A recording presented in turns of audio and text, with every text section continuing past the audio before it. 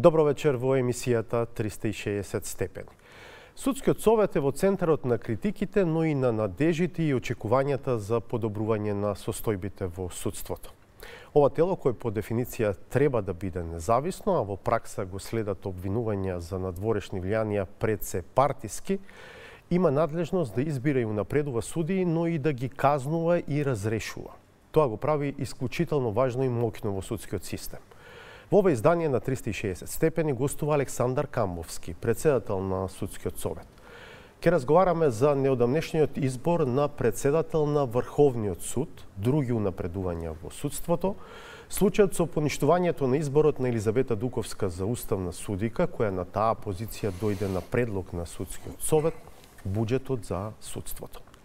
Господине Камбовски, благодарам што ја прифативте поканата да бидете дел од 360 степени. За поканата. Пред да ви го поставам првото прашање, малку за вашиот животопис. Дипломирате на правниот факултет на УКИМ во 2003, во 2011 станувате магистар по бизнис администрација на УКЛО, на Битолскиот универзитет. Точно.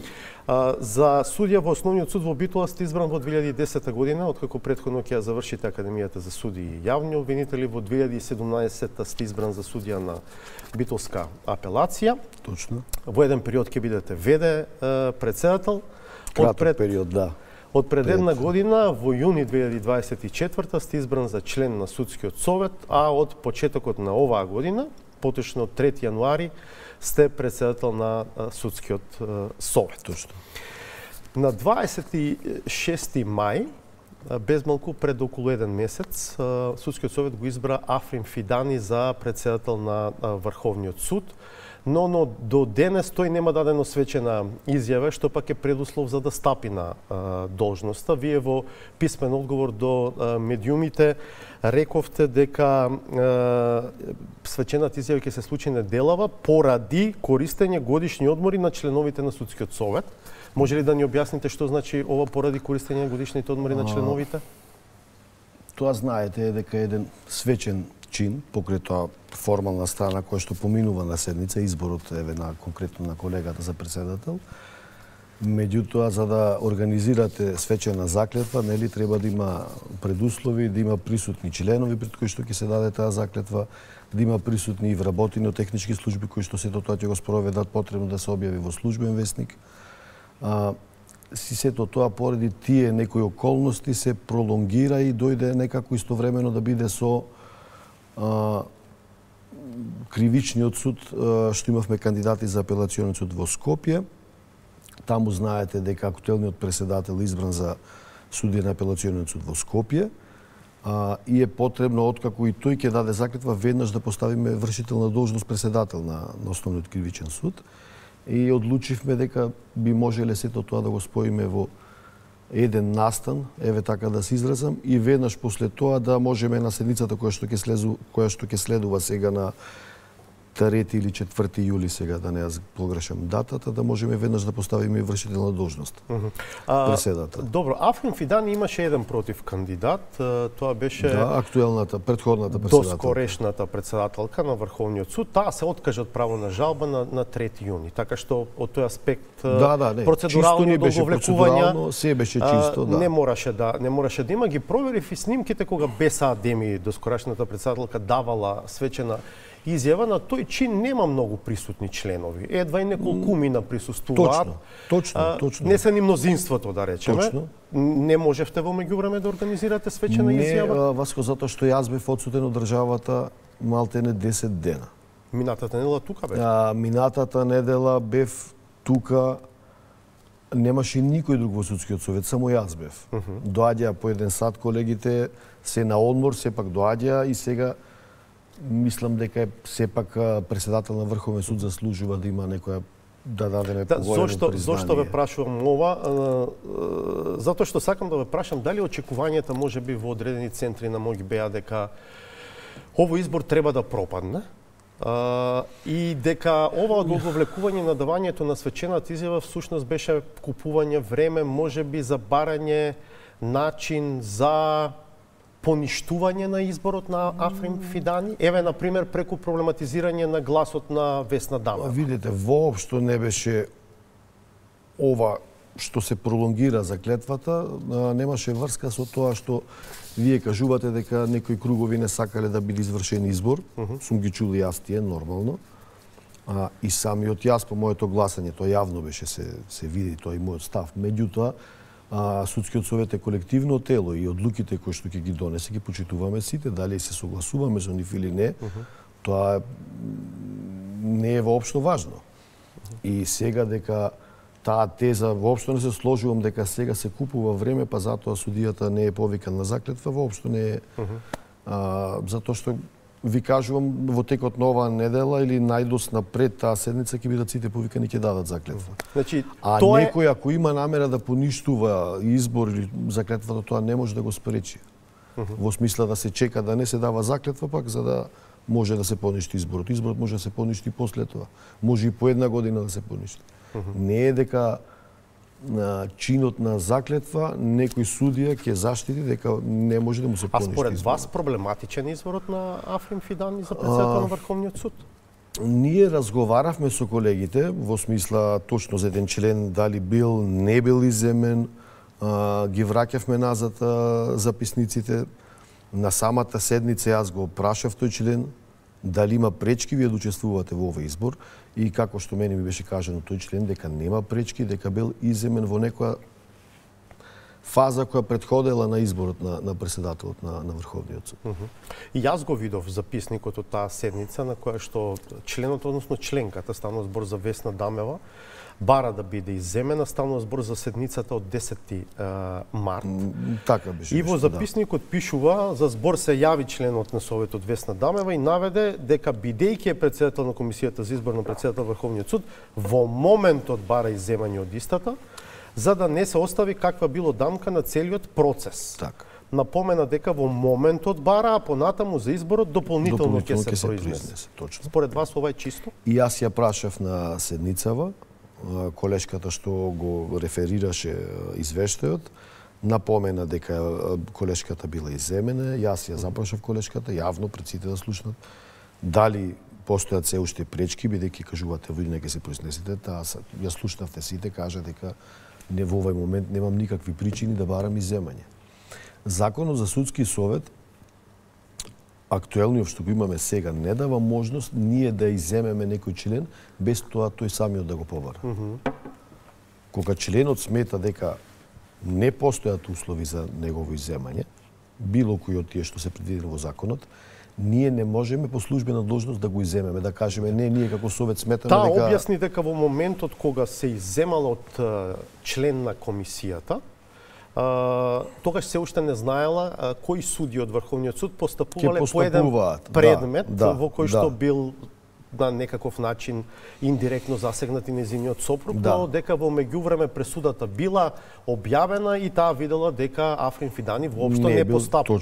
Точно. А зошто воопшто велите дека зошто воопшто ја држите отворена, да речем, можноста за поништување? Велите ако сега не се поништи, таа може да се поништи, изборот може да се поништи по известно време. Тоа ми беше во насока дека бидејќи како што вие ми го поставивте прашањево, дека се одолговлекува заклетвата да се даде шанса да се поништи изборот. Муабетот мислата ми беше дека не мора да значи дека со ова ние заштитуваме, односно создаваме услови некој да ја поништи таа одлука. Може да ја поништи и денеска да даде заклетва другиот ден. Значи, тоа ми беше не нешто друго. Вие и самиот рековте не гласавте ни за едниот ни за другиот кандидат. Зошто? Тоа јавно се гледаше. Сметав дека треба да се дадат шанси на повеќе кандидати. Станува збор за нашиот највисок суд. Станува збор за судска инстанца која што би требало да представува врв и круна на секој еден кој што се занимава со оваа професија. Не дека колегите кои што се јавија не припаѓаат таму, да не бидам погрешно сватен, меѓутоа мислев дека ќе има поголема конкуренција и судскиот совет ќе може да донесе уште подобра одлука, доколку имаме повеќе конкуренти, нормално ќе разгледуваме карактеристиките, квалитетите на секој еден од нив. Добро, и уште едно е само кога ќе се случи свечената изјава. Најавивте оваа Значи, недела, најверојатно не е ова. Оваа недела планирам, меѓутоа најново што ми кажаа дека треба и на седница да ставиме веднаш веде преседател, ако даваат заклетви судиите од кривичниот суд кои што се избрани во... А сакате сите заедно да дадат? Не, станува збор за техничко решение, како да го изведеме тоа, дали во еден ден да ги повикаме сите да дадат заклетва, кои што се созреани условите, за да можеме ние веднаш, затоа што ако ги повикаме ни сега, а седницава ние по една недела, ќе го ставиме кривичниот суд без преседател практички една недела. Тоа е, значи чиста техникалија. А ако мислам, мене воопшто не ми е, ниту сум имал некаква идеја да пролонгирам, може и утре да го повикаме преседателот, нов избран да даде заклетва. На истата нема никаква намера, седница на 26 мај избравте и 10 нови судии за Скопска апелација. Да. Четворица, мислам, дека во кривичната област, 6 во граѓанската област. Изборот беше коментиран и проблематизиран јавно од повеќе причини. Едната беше времето што поминало од моментот на објавување на огласот до моментот на избор. Точно. Некаде околу година и пол поминал. Точно. Иако јавно се зборуваше за 3 години, ама проверував, декември 2023 е распишан огласот. Точно. Друго, пратеникот и подпредседател на собранието Антонио Милошовски во пост на Фејсбук ве обвини дека дури сте сторили кривично дело, еве ќе го цитирам, вели: председателот не постапил по конечно решение на Врховниот суд и правосилна пресуда на Управниот суд со кои се укажува на сторени суштински повреди од страна на Судскиот совет на Законот за општа управна постапка и погрешно утврдена фактичка состојба во постапката на оценување на еден од кандидатите. Ќе ве прашам за се, само сакам да ги кажам сите околности кои што беа коментирани. И трето, се проблематизираше изборот на апелацијски судии на Марија Клетничка Марковска, сопруга на Сашо Марковски. Советник на премиерот за надворешна политика, и на Цветанка Силјановска Костадиновска, сопруга на председателот на Уставниот суд Дарко Костадиновски. Сега една по една. Прво за тоа што изборот на апелацијски судии се случи речиси 18 месеци од како беше објавен огласот. Имаше и невладени организации кои што ја следат работата на Судскиот совет и некако рекоа дека тоа може да се подведе под категоријата спорно. Дали според вас ова навистина го проблематизира изборот, особено што да речеме оценувањето, а со тоа и рангирањето на кандидатите е направено заклучно со моментот на објавување на огласот, а не се земени во предвид промените кои што настанале во таа 1,5 година додека не бил направен изборот? Една од главните критики од кога сум јас во Судскиот совет е дека огласите траат предолго. Ова е еден од тие огласи кои што траеше предолго. Тоа е недозволиво. Тоа не сме да ни се повтори никогаш во иднина. А зошто?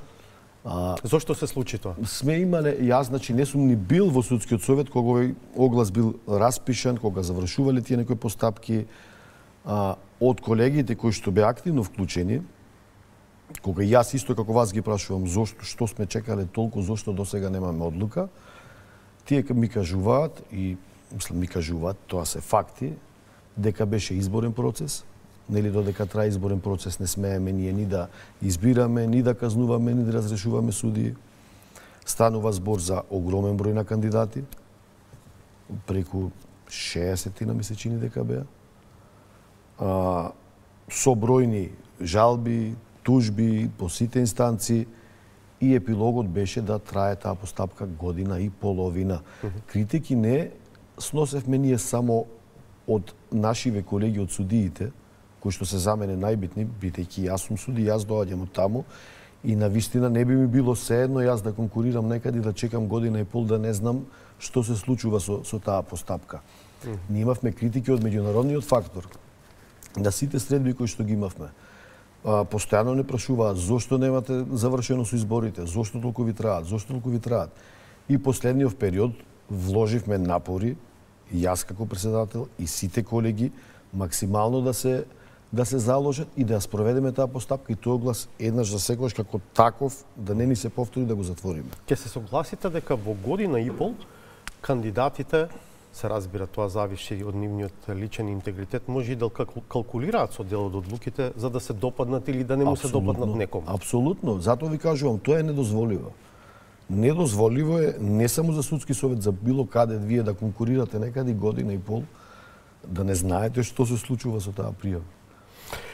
Не можете ништо да планирате, не можете да работите и да не калкулирате во секојдневното ваше работење, ви стои тоа дека сте конкурирале и дека очекувате да бидете избран, значи не е едноставно. И затоа викам, не сме да ни се повтори такво нешто. Другата околност што веќе спомнав во овој дел со која се проблематизира изборот на нови суди за Скопска апелација е случајот со судијата Андреј Димовски. Добре. За тоа мислам дека пишува пратеникот Антонио Милошовски. Тој беше еден од кандидатите, мислам, на судијата Димовски. Да. Сега таму се вели дека не сте постапиле по конечно решение на Врховен и правосилна пресуда на Управен, што поедноставено се сведува на тоа дека не сте го оцениле и рангирале соодветно судијата Димовски. Кое е вашето објаснување за ова? Не е точно. Постапено е. По сите одлуки кои што ги наброевте. На некога, ако не му се допаѓаат тие оценки, не е вина на судскиот совет. Видовме дека додека вие сте одлучувале за избор на нови апелацијски судии, пред управниот суд се водело уште една постапка иницирана од судијата Димовски. Пресудата за неа, односно одлуката дојде пред неколку дена. Зошто не ја почекавте таа одлука пред да донесете избор, да направите избор? Има правила на тие постапки. Колегата добил судска заштита на тоа што го барал. И тука завршува, останува понатаму судскиот совет да одлучува. Ние не можеме да си дозволиме тоа до бескрај да оди. Затоа што тогаш не година и половина, 5 години ќе ни траат постапките за избор, имајќи го предвид нашиот менталитет дека секој сака да се жали, дека секој сака да тужи. Има ли спорно во тоа што управниот суд еднаш мериторно одлучил, а сега се прогласи за практично ја отфрли тужбата? Ја отфрли затоа што повторно не може вие по 5 пати да барате судска заштита за една иста работа. Не може да барате 5 пати иста заштита. Ние тука губиме премногу енергија и време на работи кои што се мерливи, кои што се видливи. Ние сме оценувале 60 и кусур луѓе, тие што биле незадоволни, не знам, ево, 6-7 ги поминале, останува само еден кој што е се уште незадоволен. Меѓутоа, не може сега да кажеме дека само ради еден тој наш колега дека не бил спроведен изборот како што треба. Без да навлегувам во начинот или зошто тоа го спори, или што не му било оценувано, не сакам во тоа да навлегувам. Многу побитно е за мене самата методологија на оценување. Јас не сум задоволен од неа. Јас ги поддржувам судиите таа да биде променета.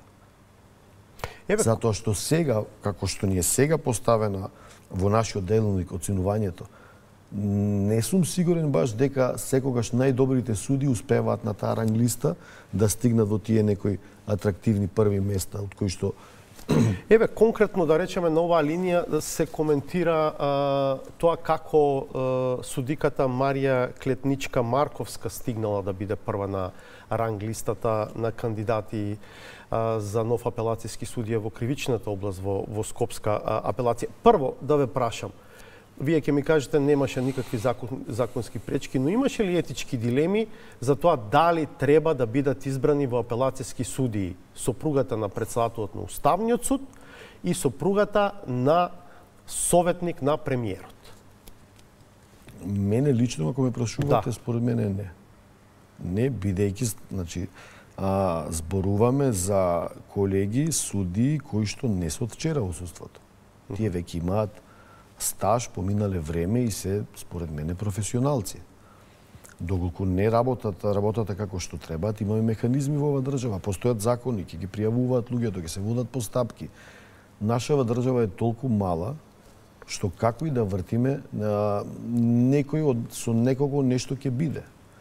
И мислам дека веќе долго време се оптеретуваме со тоа, а не гледаме кој што работи. Ако тие суди се квалитетни без разлика чиви сопруги или сопрузи се. Доколку не работат квалитетно.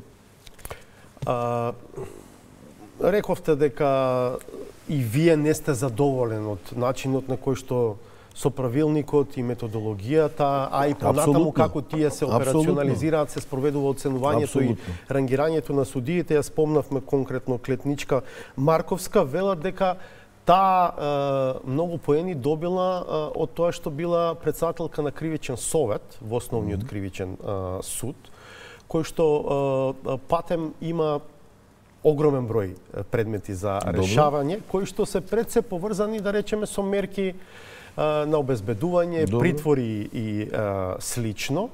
Предмети за кои што се решава во кратки рокови, што да речеме и дава уште еден плюс за ажурност, а например, да речеме, решение за продолжување на мерка притвор ретко кога се укинува, што е уште еден плюс на нејзино конто и се билдаат поените. И така Марија Клетничка Марковска стигнала да биде прворангирана. И тоа се испоставува дека зависи пред се од тоа дали сте во зависност од тоа на која материја работите, во моментов системот не е така поставен. Факт е дека одредени материи, дали во граѓанското, дали во кривичното право, добиваат многу повеќе поени од другите. Таков ни е системот, таква ни е поставеноста. Кој решава кој ќе биде председател на кривичен совет? Во основен кривичен суд. Председателот на судот. Значи доволно е председателот на судот да реши вие да бидете председател на кривичен совет и на тој начин да ве фаворизира утре. Точно. Да бидете унапреден во судија во повисок суд. Точно, ја затоа реков не ми се допаѓа овој начин, а сигурен сум дека и 90% од судиите не им се допаѓа. А ова е веќе, ајде сега да не кажувам грешна бројка, може 15 години на овој начин се вршат оценувањата. И ние 15 години судиите сме реагирале дека не се фер, дека не се објективни. Значи председателите на судовите имаат практично дискрецијска моќ да влијаат на доколку некој председател сака тоа да го прави, реално преку сегашнава поставеност на нештата може да го прави. Прито иронијата да биде поголема, ако сте член на советот, судија член на советот, тие поени не ги добивате. Не, воопшто ништо не добивате. Како председател. Ништо не добивате. Односно тие што ги добива председател. Точно. Затоа ви кажувам. И тоа е апсурд. Тоа е точно. Апсурд е.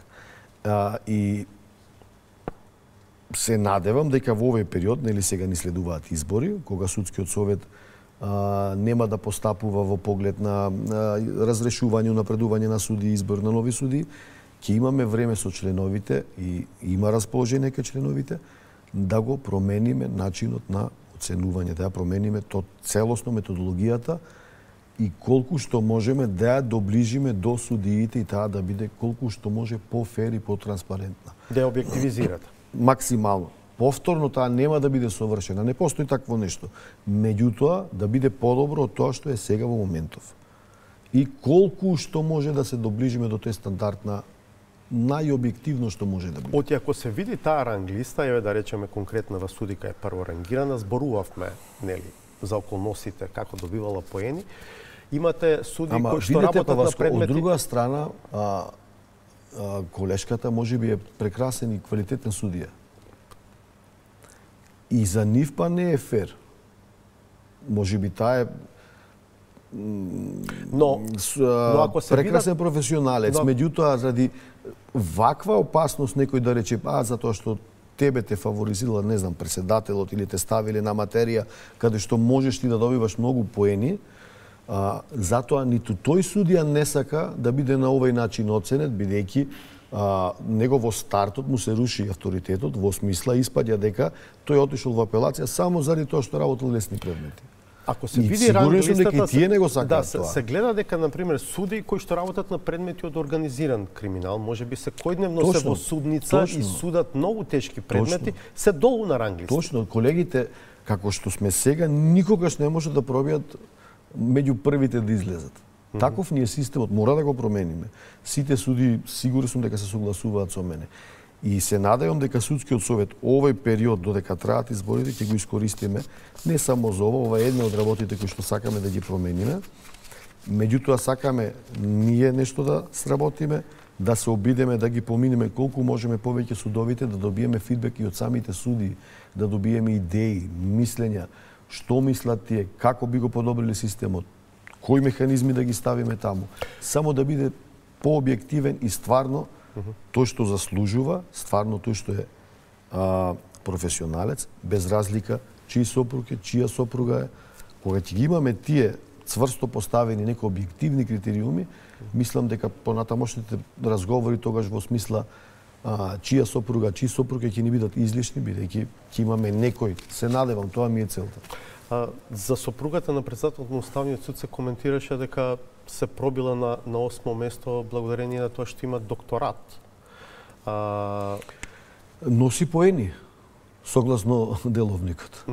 Носи поени. Ако имате или Ево, немате јас имам докторат... запишано докторат, не ми е завршен, и ако конкурирам некаде, не можам да добијам поени.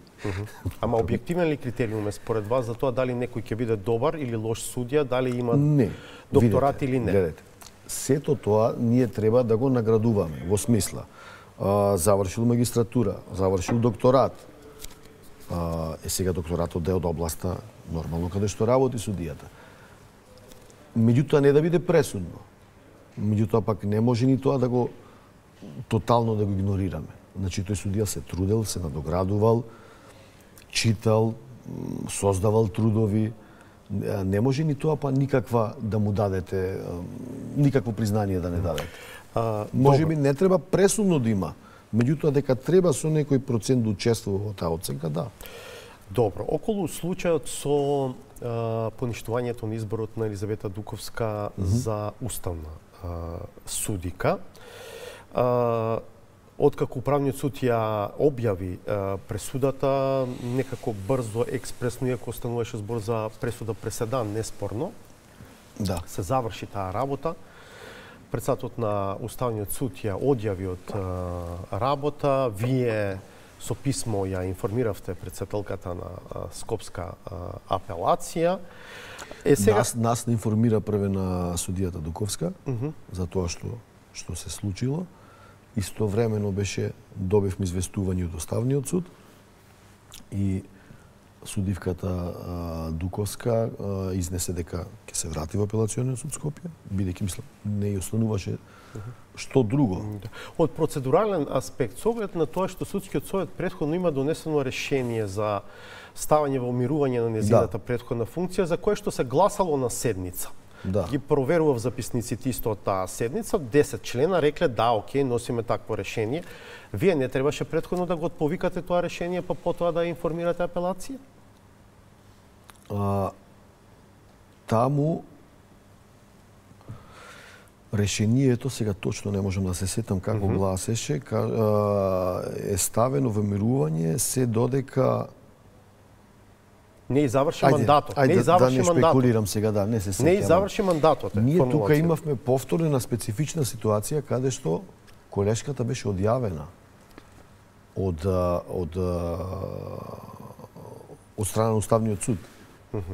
И таа се обрати до нас и сега ние нормално го известуваме судот од каде што доаѓа дека таа има право да се врати. Но не ние, вие.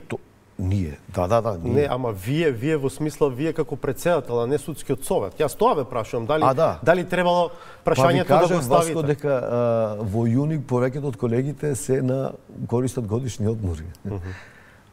И имав консултација, направив колегиуми со колегите, на кој начин тоа да го направиме, тие што беа присутни, сите се согласивме дека доволно е едно известување да пратиме до председателката, а на прва наредна седница која што ќе имаме, тоа да го констатираме, да го кажеме, да чуе и јавноста дека сега како судски совет сте исправени пред дилемата што следно и како понатаму. Едно место во Уставниот суд според ова што сега се гледа и се случува е испразнето. Точно. И тој член треба да биде избран на предлог на судскиот совет. Да. Управниот суд со пресудата го поништи изборот на судиката, не и предлогот. Сега правници така велат. Сега интересно е вие како ќе постапувате понатаму. Веројатно ќе треба да дадете повторно предлог. Сега една од дилемите е прво дали ќе водите постапка со истите кандидати или ќе водите целосно нова постапка? Ако е како што кажувате вие, дека е поништен изборот, а не предлогот, не сум сигурен баш дека е така. Затоа што кога поништиле изборот, а нашиот предлог не, тогаш треба повторно да гласа собранието. Меѓутоа, во овој преседан што вие го кажувате што се случи, во пресудата се наоѓаат пропусти во постапката во судскиот совет. И сега, ако се поништува изборот во собранието, де факто се поништува постапката во судскиот совет. Јас така тоа го сваќам. Добро. И како ќе постапите сега вие? Сега како ќе постапиме, пошто ние сме 13 луѓе, ние сме колективно тело, мора еднаш да се собереме сите заедно и да заземеме еден став. Не сакам да избрзувам со мои мислења и мои ставови, затоа што ова е навистина ситуација кога што никогаш ни во поблиската, ни во подалечната историја не се сеќам да сме имале. За подсетување на публиката, на таа седница на судскиот совет, на маса се ставени 3 имиња, се спомнати како потенцијални кандидати за уставен судија. Судскиот совет решава да почне да гласа според редоследот по кој биле како биле примени, добро. По кој биле предложени, да. И прво се гласа за Елизабета Дуковска и таа добива 11, мислам од 13 гласа, и тука судскиот совет ја прекинува постапката, констатира дека одлуката е донесена и не за ја предлага. Управниот суд сега во пресудата вели не требало да се гласа и за другите двајца членови. Меѓу другото се укажува и на други наводни пропусти во постапката. Што мислите вие, еве, од денешна дистанца? Што мислам? Мислам дека подитно нашиот деловник треба да содржи одредби во кои што поблиску ќе ги уреди начинот на кој што ние ќе предлагаме до собранието уставни судии. Затоа што во моментов ние немаме ништо во деловникот. Ниту начин на гласање, ниту дали првиот што ќе добие 8 гласови е избран за да биде кандидат, ниту дали треба сите да се гласаат што се кандидати.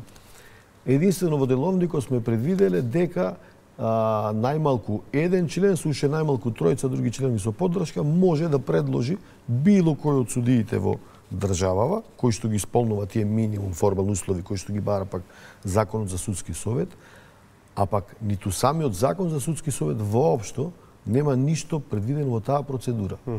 Да, и сега ние ако избрзаме повторно, без претходно ова да го решиме, што е кај нас, без да предвидиме една јасна процедура на кој начин се доаѓа до предлогот за тоа кој да биде судија на Уставниот суд, мислам дека не треба да брзаме. Иако ќе биде интересно да се види, да речеме, како ќе го решите делот од законот кој што вели дека предлогот за судија на Уставниот суд, судскиот совет го утврдува со најмалку 8 гласови, членовите со право на глас, со најмалку 8 гласови. Да. Тоа може да ви прави проблем во постапката понатаму деловнички, како ќе го решите? Проблема ќе ни биде пример ако двајца кандидати добијат по 8 гласови. Па ние тука треба да разработиме дали ќе оди тој што има повеќе години на стаж. Може тоа да се реши, не е нешто што не се решава. Пак ќе биде некој објективен критериум. Значи треба да чекаме иницијатива за промена на деловникот и веројатно потоа постапка за утврдување нов кандидат. Тоа си е наша интерна работа и како што ви кажав, сметам дека ќе бидеме малку послободни во овој период и ќе можеме да се посветиме, бидејќи и деловникот ни е битен во работата секојдневна на судскиот совет. Дали судскиот совет постапува по барањето за отпочнување постапка за утврдување одговорност на судиите од управниот и од висшиот управен суд кои што постапувале по овој предмет? Судиката Елизабета Дуковска не криеше, јавно соопшти дека поднела такво барање. Точно, поднесено е барање. Барањето е по пат на ждребување, се формираат комисии и тие комисии постапуваат по тие барања. И меѓутоа се во сам почеток, да наречем, уште во оние претходни испитување на тие барања, во смисла дали ќе се продолжи или не понатаму. Во какви рокови треба да се очекува одлуката? Имаме јасни рокови, би требало брзо да биде. Сега проблем е што доаѓа лето, што доаѓа судска ферија, меѓутоа сепак мислам дека во некој брз рок дека тоа Дека тоа ќе го завршат колеги. Значи сега првично се оди на тоа испитување на тоа поднесено барање и доколку комисијата смета дека нема основ да го отфрли како неочигледно неосновано, тогаш се оди во наредна фаза, па во наредна фаза и така натаму. Ако се анализира ова за што зборувавме во изминатите минути, се случи во последните недели, некои од судството препознаваат интересен триаголник, да речам, на настани. Управен носи пресуда преседан со која Елизавета Дуковска, нејзиниот избор за уставна судика е поништен. Во изреката на пресудата, иако нема јасни задолжувања за јавните органи кој што треба да прави, председателот на Уставниот суд ја одјавува од работа Дуковска, откако судскиот совет неколку дена претходно ја избира неговата сопруга за апелацијски судија. И сега некои се обидуваат да ги поврзат тие работи. Не знам како би ги поврзале. Најмалку за судски совет. Сопругата на преседателот на Уставен е избрана по ранг листа. Како што дошла на ред за гласање. Ајде би имало некој простор за сомнеш ако беше таа некаде долу на листата, па ние сме скокнувале 3, 4, 5 суди и да биде само за неа наменето да ако избереме. Има некој интерес да донесе свој човек во Уставниот суд, да се смени таму односот на силите и балансот. Може би има, меѓутоа верувајте, тоа не е интерес на судскиот совет, како судски совет. Ние не се занимаваме со тоа. Тоа според мене не би требало да постојат такви работи. Ги следите ли пресудите за Рамис Мерко што ги носи Основниот суд во Струга, конкретно судијата Јордан Јованов, кој со одлука на судскиот совет е прераспределен, делегиран да работи. Да, инаку тоа е судија на Основниот граѓански суд во Скопје. Мерко од овој судија доби една ослободителна и една пресуда со парична казна. Добро. Има ли простор судскиот совет да се занимава со тие пресуди, во која смисла, со оглед на тоа што Мерко е на црната листа на САД? Вие постапувавте за еден судија во повторена постапка, откако првично судскиот совет парично го казни, потоа донесе одлука да го разреши. Добро. Тоа ве прашувам. Не ги следиме предметите. Следиме општо, како да речам. Не би сакале воопшто да правиме притисок на судијата. Тие се живи предмети, не се завршени. Има право на жалби и обвинителот и обвинетиот. Допрва ќе одат во апелациониот суд, па не знаеме таму што ќе се случува. Интересно е дека во меѓувреме распишавте оглас за избор на судија во Основниот суд во Струга. Да. Македонија е мала држава. се слушаат гласини дека практично овој судија, бидејќи и сега ова продолжувањето на неговото упатување таму е на негово барање, дека овој судија би сакал да биде избран за судија во Основниот суд во Струга. Овој оглас е за него? Не, ова е отворен оглас. Не, знам дека и може да се јави секој кој што има завршена академија за... Ако Јордан Јованов се јави? Па ако е единствен кандидат, ќе го избереме. Ќе го изберете. Ама не знаме, може би некој друг ќе се јави. Добро. Колегата е со завршена академија, млад судија, не знам точно колку има години искуство. Не знам јас. Нема многу. И мислам дека добро се држи во постапката. Какви одлуки ќе донеси? Дали тие ќе бидат добри, нема да бидат добри, ќе се оценува првично апелациониот суд. Ние немаме никаква ингеренција во тој случај. Со ребалансот на буџетот за годинава, кој во петокот влезе во собраниска процедура, наместо раст, да речем, на буџетот за судството, таму има намалување некаде околу 20 милиони денари, ако добро видов. се намалени споредено со првичната сума предвидена во буџетот. Станува збор за околу 325.000 евра, помалку од околу 48 милиони евра, колку што се определени за судската власт. Видов дека тоа пред се должи на намалувањето на буџетот за судската, за Академијата за суди и обвинители, но нема раст, да речам, во овој друг дел. Вие постојано се жалите и како судски совет, но и председатели на судови, други суди, дека вработување во судството речиси да нема. Не речиси нема. Не е речиси нема. Добро, Министерката за финансија должна да ве консултира практично со вас, да го крои буџетот. Во моментот, мене ми е жал, јас на повеќе наврати имам обратено, имам побарано и прием, да седнем да разговараме, меѓутоа од таа страна немам никаков одговор. А треба да имаме соработка. Обврската е кај министерката, бидејќи имаме закон кој што кажува колкав е буџетот на судството споредено со целокупниот државен буџет. Тоа е 0,8%. Никогаш ние не сме стигнале до тие 0,8%. Тие се вадат дека тоа се однесува на изворните приходи на буџетот. Даноци и царини, да, добро? Нека го сменат законот. Ние стално нешто се вадиме и кажуваме, меѓутоа не ги медуваме. Јас кажувам како е по закон. По закон судството треба да добие 0,8%. Никогаш не ги добило. Никогаш не добило повеќе од 0,3%. Тоа е еден проблем. Вториот проблем, ние немаме финансиска независност. Што е огромен проблем кој што еве гледаме дека навистина ни представува огромен проблем. Зошто? Затоа што ние во моментов на 31 март имавме 170-180 вработени ни судовите низ државава со договор на дело. Сите тие до еден не се повеќе на работа. И сега ние сме во ситуација да после не знам колку време избравме нови судии, немаме персонал кој што може да помага на тие судии. Тоа е едно. Второ, за едно вработување еден председател на суд да направи, му треба согласност од Министерството за финансии. Па која независност тогаш ние имаме на судскиот буџет? Сега не бевте консултиран за ребалансот? Ние праќаме дописи постојано дека имаме потреба од стручни соработници, дека имаме потреба од советници, дека имаме потреба од записничари. Меѓутоа не е наше да бараме, тоа е наше. Јас тука не имаме некој проблем, не се разбираме. Ние сме еднакви со таа власт.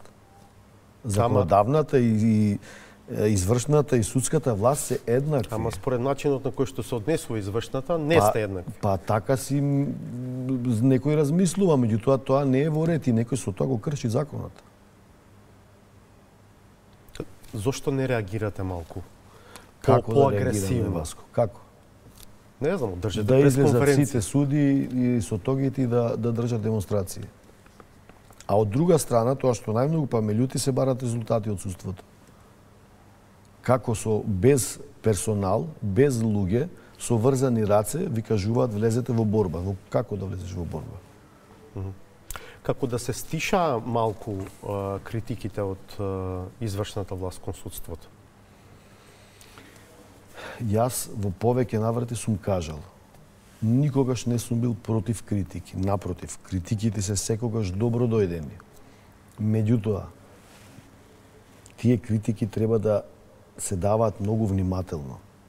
Посебно од личноста која што ги дава. Новинарите нормално имате поголема слобода уште повеќе да критикувате и да користите можеби поостар јазик и слично. Меѓутоа, кога некој од другите власти прави такви критики, треба да е свесен за прво тежината кој што тој ја има и колку тие зборови тежат и после да е свесен какви последици има тоа врз судството.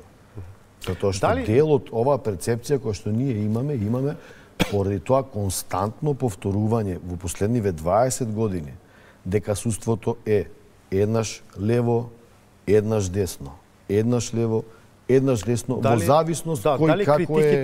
Дали критиките од премиерот се стишаат поради тоа што, како вие велите, по принципот на сончоглед, судството сега повторно се сврте кон десно. Ма јас не верувам во тоа, Васко, и не сакам да верувам. Нема, вие не верувате, ама дали е тоа фактичката состојба? Мислам дека не, мислам дека ние имаме здраво јадро во судството кои што се стварно луѓето вистински професионалци.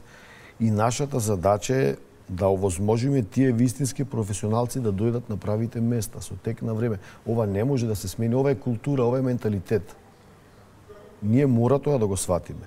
Од интерес на сите ние судството да е независно, на сите, без разлика на партија, без разлика на етничка припадност, без разлика дали сме бели и црни, значи независно судство ни е основа, ако го немаме тоа, немаме економија, немаме ништо. Интегритетот на ние луѓето го е знаеме, проблем. ова само го повторуваме, меѓутоа како да не сакаме да дојдеме до тоа. Во тек ли сте со подготовките на новиот закон за судски совет? Да. Во тек сум. Во која бе фаза во е? работната група, законот е, мислам дека е готов. Утре имаме уште една средба, некои детали да ги разгледаме.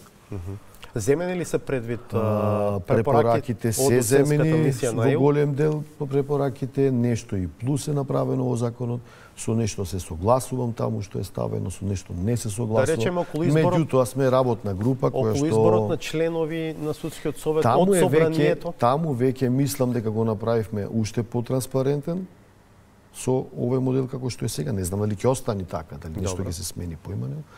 Ќе биде уште потранспарентно. Ќе го подигнавме прагот на работно искуство, на еден начин направивме обид да кажеме што е тоа истакнат правник, нели тоа фамозно кај нас истакнат правник. Има дефиниција за истакнат правник? Нема дефиниција, меѓутоа кога ќе Индиректно, прочитате аха. тие одредби, на пример бараме препораки да имате. Доколку вие конкурирате да бидете член на судски совет, најмалку двајца од вашата фела треба да стават црно на бело дека да господинот Васко е со високи морални вредности, професионалец е и слично, и слично, и слично, и слично. Тоа нема ли лесно да се обезбеди? Па сега, не, треба да имате и 20 години работен стаж, 2 препораки. Сега не знам точно Добро. све да ви Добро. кажам, има некои повеќе такви работи каде што ќе отежни.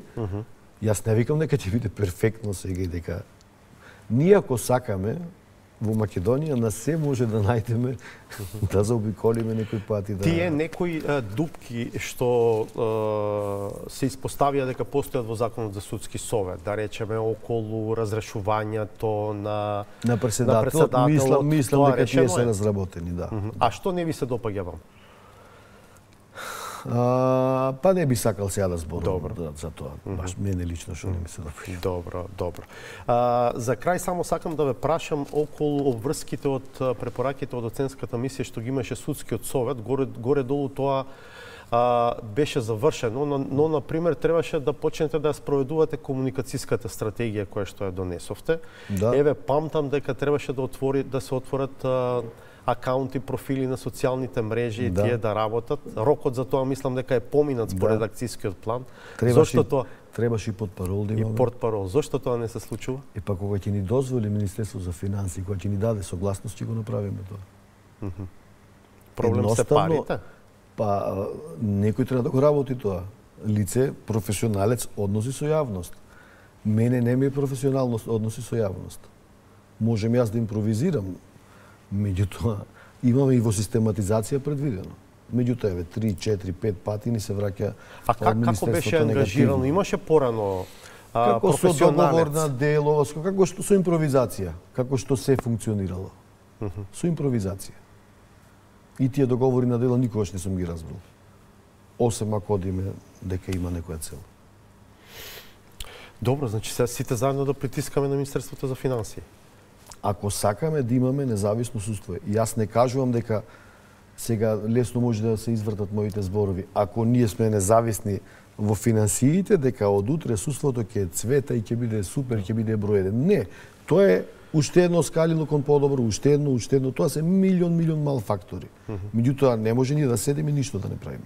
А првото скалило е финансиската независност. Да, веројатно ќе има коментари на ова дека кои сте па И вие критики ние бараме, сакаме критики. Доверба вие, Јас секогаш охрабрувам критики и од новинари, вие најмногу ние не можеме се да гледаме и да слушаме и реакции Кога ќе слушнеш критика, ако си ти стварно професионалист, таа критика тебе нема што да те љути или да ти смета. Но знаете како председателе Камбовски, до клучните влијанија новинарите не можат да стигнат. Тие се прават во средби во 4 очи, на телефон. Ние до таа комуникација не можеме да дојдеме. Поред, меѓутоа, на може крај да пак до критикувате. интегритетот на членовите на Советот и до интегритетот на судиите. Тогаш, видете, 8 сме членови судии. Колегите сме доволно свесни каков профил на човек треба да е тој што ќе дојде во судскиот совет. И ние самите ги бираме и треба да ги одбереме тие што се навистина со интегритет, навистина со високи морални и етички вредности. А од друга страна, исто и собранието треба да води сметка кога ќе ги избере овие останативе. Да бидат личности, карактери со такви особини. Сега, дали секогаш успеваме?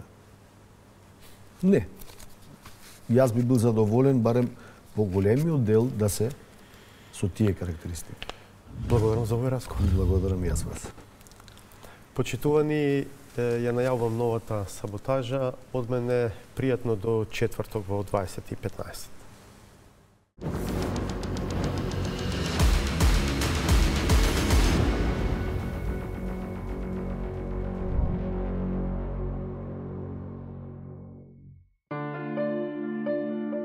Во градот кој е препознатлив по своето типично наречие, официјално се менуваат правилата.